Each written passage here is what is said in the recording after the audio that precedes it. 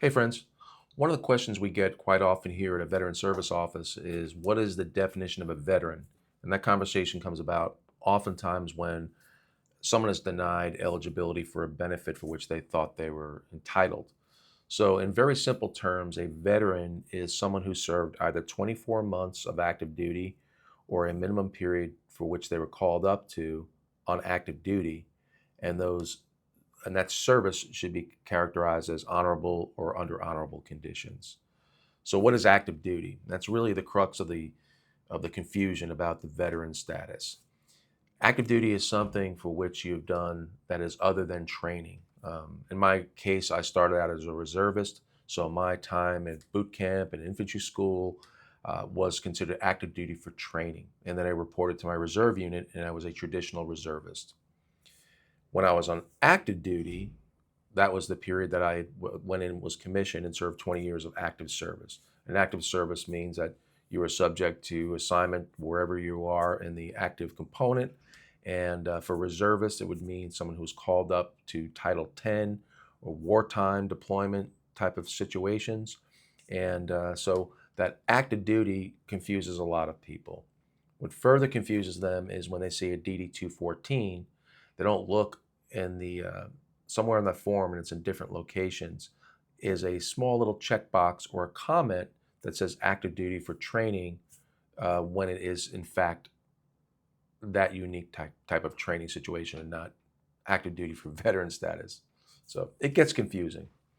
But in simple terms, if you have served in wartime, if you were called up by the president as a reservist, you're fine. You even if it was for a shorter period of time than a year or however long as the government says you reported, your unit mobilized, the war ended, the national emergency is over, your service is no longer required, that's fine. You've ticked the square as a veteran.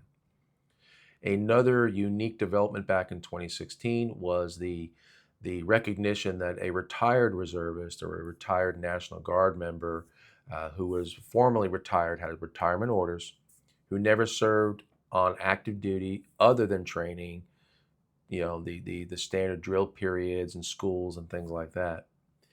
That person is now recognized and honored as a veteran if they have reached that retirement mark. That still does not necessarily make that retired National Guard or reservist make them eligible for certain VA benefits like VA healthcare. So more sources of confusion. Okay, so I hope it's becoming a little bit clear. Both are respectable titles, being a former service member or being a veteran. These are distinctions that are really important when it comes to applying for certain benefits. Now, if you are a veteran and you do have a DD 214, at least in the state of South Carolina, you can go to the Department of Motor Vehicles, you can show them your DD 214, and they will reissue at no charge a state license or a driver's license that says veteran below your photo. So that is one way that some veterans who wish to prove that they are veterans, wish to take advantage of certain veterans incentives, can prove that they are indeed veterans without carrying around a very important document like a DD 214.